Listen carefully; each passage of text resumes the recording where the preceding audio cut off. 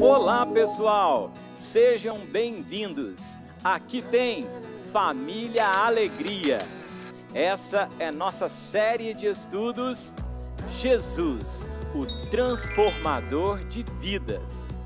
E a nossa mensagem de hoje é: vou tomar a minha cruz. No Evangelho de Jesus Cristo, segundo escreveu Mateus, no capítulo 16, verso 24, nos diz: Então, disse Jesus a seus discípulos: Se alguém quer vir após mim, a si mesmo se negue, tome a sua cruz e siga-me. Certo dia, Pedrinho disse à sua mãe: Por que é que nessa vida nós sofremos tanto? Quanta dor e tristeza ao nosso redor. Sua mãe disse: O pecado trouxe o sofrimento, mas para nós que somos a igreja, quando Jesus voltar, todo sofrimento irá terminar. Jesus se identificou conosco, viveu entre nós e sofreu as nossas dores. Assim como ele carregou a cruz, nós também temos uma cruz para carregar. Na palavra nos diz que na Páscoa em Jerusalém, o povo relembrava da libertação do Egito, do cordeiro sacrificado, do sangue sobre as suas portas. Depois da entrada triunfal de Jesus em Jerusalém, naquela Páscoa, a profecia de Isaías 43 iria se cumprir.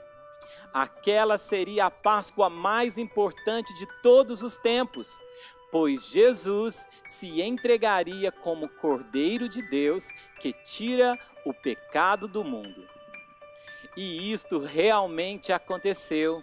Jesus foi preso, julgado, açoitado, como rei, coroado com espinhos, e no lugar de um trono, deram para ele uma cruz para carregá-la até o Monte Calvário, lugar onde seria crucificado e morto. Jesus foi crucificado às 9 horas da manhã e às 15 horas da tarde morreu. Na caminhada até o Monte Calvário, em Marcos 15, 21, nos diz: E obrigaram a Simão Cireneu, que passava vindo do campo, pai de Alexandre e de Rufo, a carregar-lhe a cruz. Simão Cireneu foi o homem que carregou a cruz de Jesus em parte do caminho até o Gólgota, até o lugar da crucificação. O nome Cireneu não é um sobrenome, mas uma indicação de seu lugar de origem, a cidade de Cirene. Pouco se sabe sobre quem foi Simão Cireneu. A Bíblia apenas informa que ele foi forçado pelos soldados a carregar a cruz de Jesus em determinado ponto do caminho. O evangelista Marcos adiciona que ele era pai de Alexandre e Rufo, duas pessoas conhecidas dos cristãos romanos. Os dois são mencionados novamente em Romanos capítulo 16, verso 13. Assim como Marcos, o evangelista Lucas informa que naquela sexta-feira, quando Simão Cireneu cruzou com a comitiva que seguia para o Calvário, ele vinha do campo.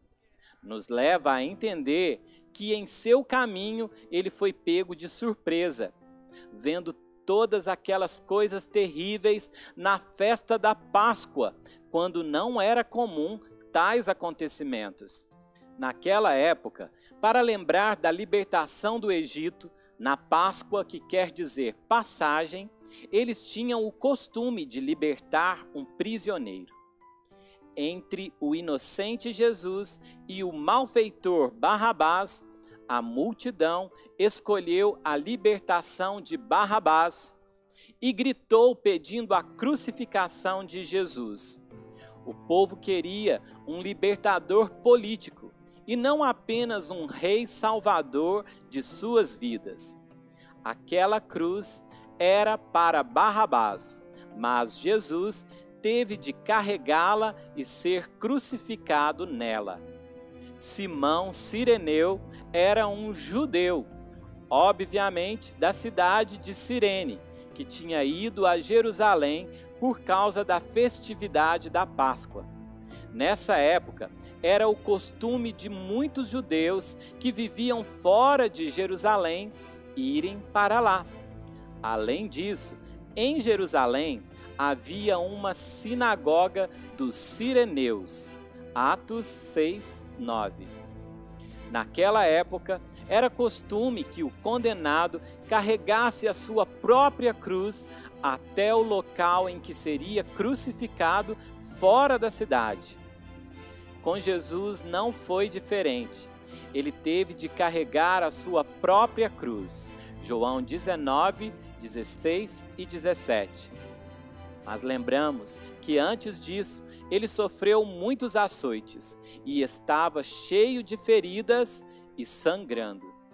Naquele momento, Jesus já estava muito debilitado fisicamente, além de todo o estresse psicológico dos interrogatórios e julgamento a que foi submetido.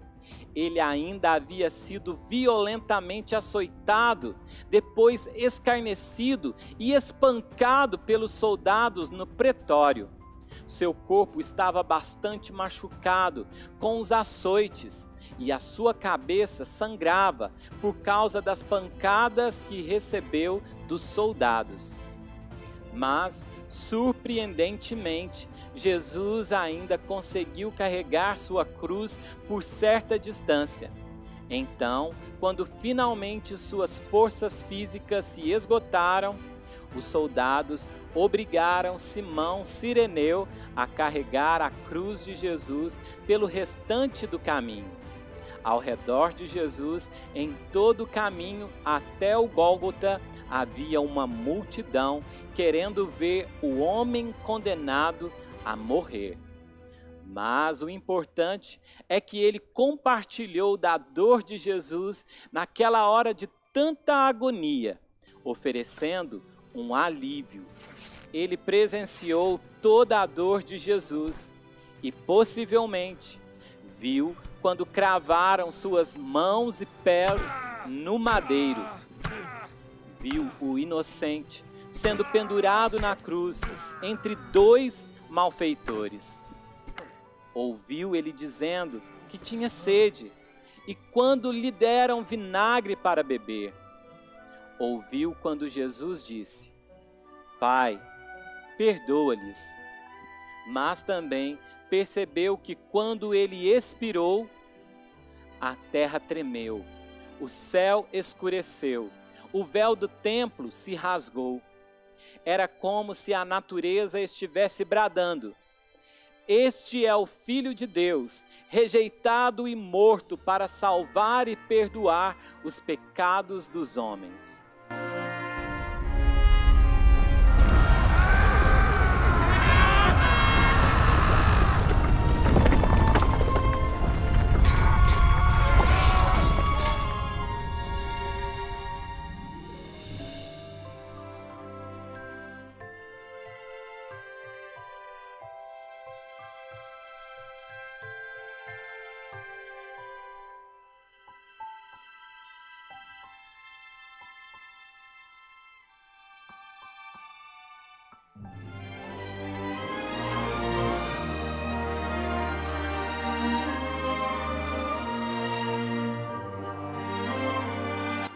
Podemos aprender muito com tudo isso. Em primeiro lugar, devemos carregar a cruz. Jesus disse a seus discípulos: Se alguém quer vir após mim, a si mesmo se negue, tome a sua cruz e siga-me. Porquanto, quem quiser salvar a sua vida, perdê-la-á.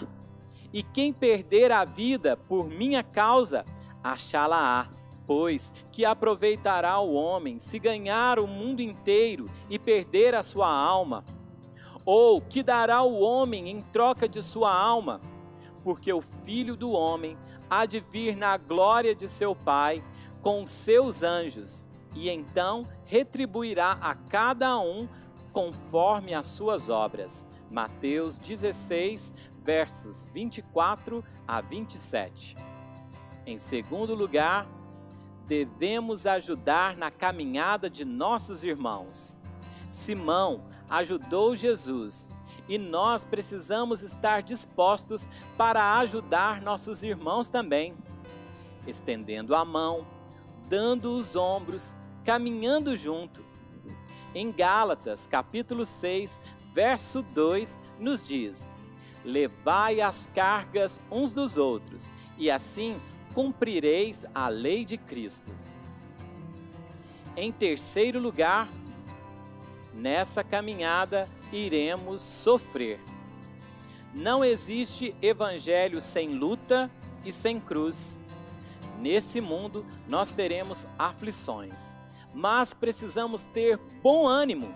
Jesus venceu e nos fez mais que vencedores. A vida cristã é vida de calvário, onde nossa carne, nossas vontades devem morrer todos os dias. Calvário é também lugar de dor, mas nesse lugar de dor aprendemos a amar. Nosso sofrimento, leve e momentâneo, está produzindo para nós eterno peso de glória acima de toda comparação. Em quarto lugar, há bênçãos decorrentes da cruz. Possivelmente, como Marcos registrou, os filhos de Simão se tornaram cristãos. E, obviamente, ele e sua mulher também. Isso nos faz lembrar da aliança de Deus conosco e com nossos descendentes. Simão e seus filhos possivelmente se tornaram cristãos, depois de todos aqueles momentos terríveis, onde ele teve o privilégio de conhecer Jesus ainda em vida e poder ser solidário ajudando Jesus. Somos abençoados por meio de tudo que Jesus conquistou na cruz. Até que ele volte, devemos lembrar de sua morte, celebrando a ceia. Ela é um memorial. Temos o pão, que nos lembra o seu corpo moído, e temos o vinho, que nos lembra o seu sangue inocente derramado. Esta é a nova e eterna aliança. Hoje, Jesus é a nossa Páscoa. Por fim, Pedrinho disse à sua mãe: após a dor, vem a salvação. Depois da cruz, do sacrifício e da morte, veio a alegria e a festa da ressurreição. Jesus se levantou dos mortos no domingo de manhã, subiu ao céu e em breve virá novamente. Se nossas famílias viverem prostradas aos pés da cruz, naquele grande dia estaremos entre os salvos. Nunca mais precisaremos de cruz. As velhas coisas irão passar e tudo se fará novo. Não haverá sofrimento nem lágrimas. Estaremos como Igreja Santa, em vida eterna, nas bodas do Cordeiro. Aquele que morreu como Cordeiro, ressuscitou como leão da tribo de Judá. Vamos orar? Feche seus olhos. Senhor nosso Deus, te louvamos porque Jesus está conosco. Temos também o Espírito Santo que habita dentro de nós e é nosso Consolador. E nessa caminhada pelo deserto dessa vida, em dor e sofrimento, com dias tão difíceis, nós te pedimos: sê conosco, ajuda-nos. Nós temos uma cruz para levar e nós queremos carregar esta cruz até o fim, até o momento em que iremos trocá-la por uma coroa no grande dia, onde o Senhor nos receberá, e assim o sofrimento terá fim, e a alegria em nosso coração irá reinar para sempre, pois estaremos do teu lado, onde a paz e a alegria reinará para sempre. Em nome de Jesus, amém.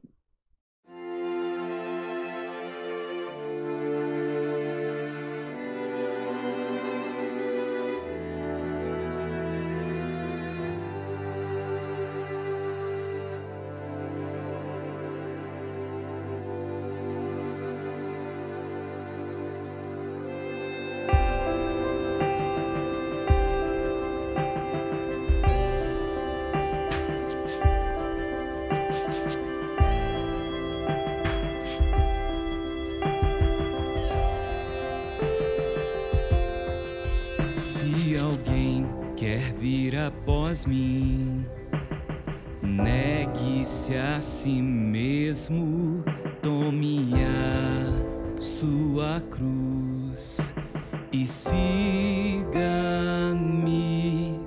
Quem quiser salvar sua vida, vai perdê-la. Quem perder sua vida por minha causa, vai achá-la. Vou tomar a minha cruz e morrer pra mim mesmo. Vou deixar tudo pra trás e te seguir.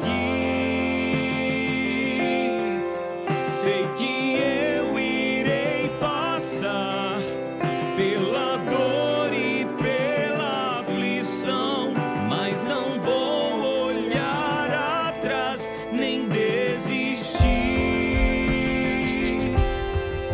Se alguém quer vir após mim, negue-se a si mesmo, tome a sua cruz e siga-me.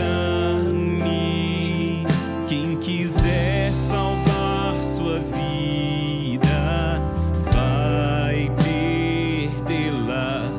Quem perder sua vida por minha causa, vai achá-la. Vou tomar a minha cruz e morrer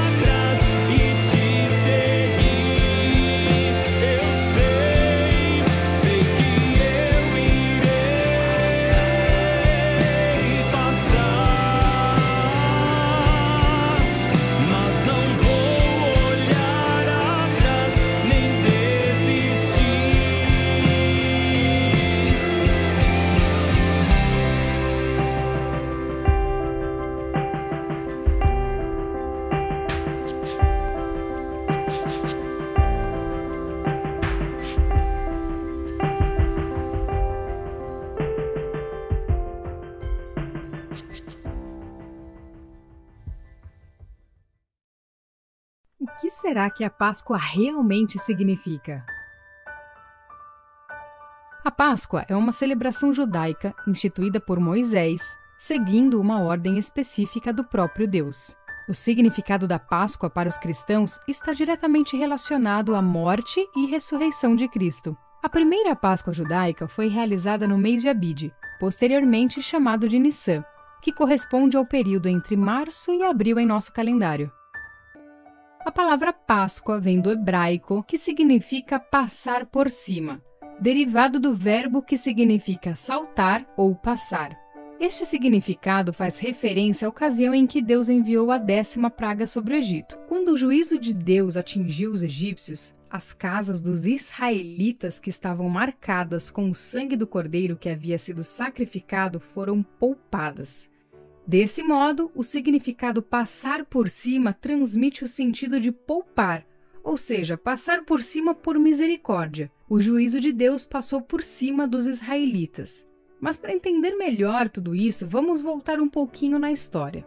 Cerca de 500 anos antes da instituição da Páscoa, Deus falou com Abraão acerca do futuro da sua descendência, o povo de Israel. O Senhor o avisou que os israelitas seriam peregrinos em terra alheia. Eles seriam reduzidos à escravidão e oprimidos por 400 anos. Porém, Deus também prometeu que julgaria a nação que dominaria seu povo, libertando-o da opressão.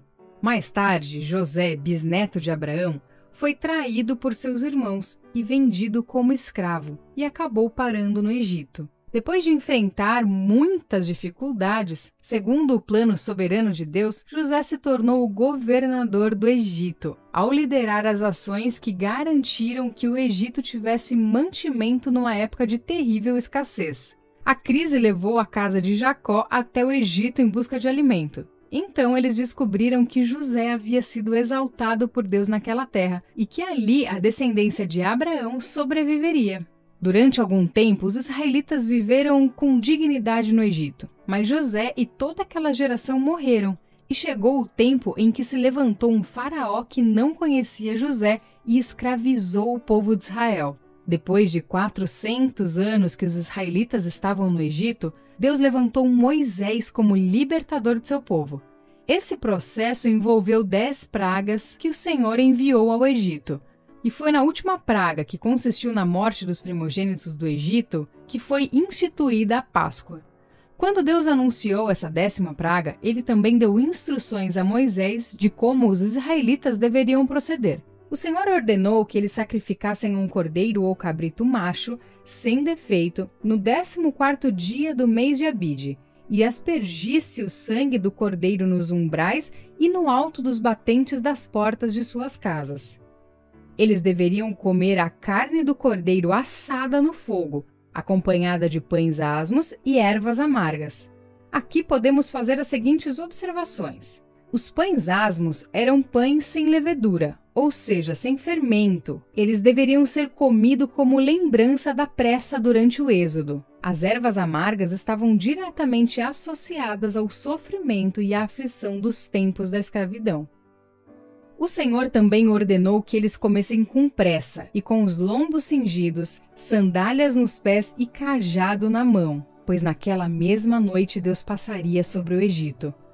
Quando o juízo de Deus atingiu o Egito, morreram todos os primogênitos, desde os homens até os animais. Isso também significou a completa derrota dos deuses do Egito. O significado da Páscoa judaica está claramente registrado no livro de Êxodo, quando lemos: E acontecerá que quando vossos filhos vos disserem: Que rito é esse? Respondereis: Este é o sacrifício da Páscoa ao Senhor, que passou por cima das casas dos filhos de Israel no Egito, quando feriu aos egípcios e livrou as nossas casas. Então o povo se inclinou e adorou. Enquanto esteve peregrinando no deserto, o povo de Israel não celebrou a Páscoa. Eles voltaram a celebrá-la apenas quando já estavam acampados em Gilgal, sob a liderança de Josué. Você pode conferir também outras passagens bíblicas que fazem referência à celebração da Páscoa no Antigo Testamento. Os evangelhos trazem várias passagens que relatam a celebração da Páscoa durante a vida de Jesus. Nosso Senhor era levado por seus pais a Jerusalém todos os anos para a festa da Páscoa. No Evangelho de João, por exemplo, encontramos pelo menos 4 referências à festa da Páscoa. Nessa época, o cordeiro era sacrificado na área do templo e o seu sangue era lançado por um sacerdote sobre o altar. A refeição pascal podia ser comida em qualquer casa da cidade. Era comum os judeus se reunirem em grupos, assim como o grupo de Jesus e seus discípulos que se reuniu no cenáculo, formando um tipo de unidade familiar. Por ocasião da Páscoa, acreditava-se que entre 60 e até 180 mil judeus compareciam a Jerusalém. Obviamente, a maioria deles era formada por judeus da diáspora, ou seja, judeus que viviam fora da Palestina. Os gentios não podiam participar da Páscoa, porém, os prosélitos que aceitassem satisfazer as condições exigidas para tal celebração podiam participar dela.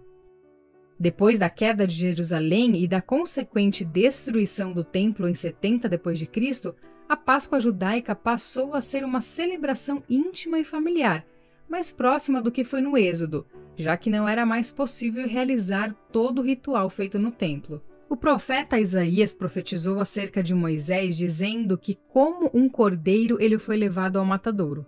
João Batista, falando acerca de Jesus, fez a importante declaração: Eis o Cordeiro de Deus, que tira o pecado do mundo. Jesus foi traído, preso e crucificado durante a festa da Páscoa em Jerusalém. Na noite anterior, Jesus e seus discípulos comeram um cordeiro pascal em Jerusalém. Aquela foi a última ceia pascal, ou seja, a última vez que a instrução dada ainda no Egito deveria ser observada. Após aquele momento, ninguém mais deveria sacrificar um cordeiro, assá-lo e comê-lo com ervas amargas e pães asmos. O Cordeiro de Deus seria sacrificado, num sacrifício perfeito e definitivo, sem a necessidade de qualquer complemento. Ao invés da carne do cordeiro assada, das ervas amargas e dos pães asmos, nosso Senhor instituiu o pão e o vinho em memória dele. Ao comermos o pão, nos lembramos do seu corpo partido, e quando tomamos o cálice, nos lembramos do seu sangue derramado. A última Páscoa deu lugar à primeira ceia do Senhor, ou seja, a Páscoa passou a ser a ceia do Senhor. Também é interessante notarmos que a Páscoa apontava para o futuro, para a frente. Era o símbolo do que haveria de vir.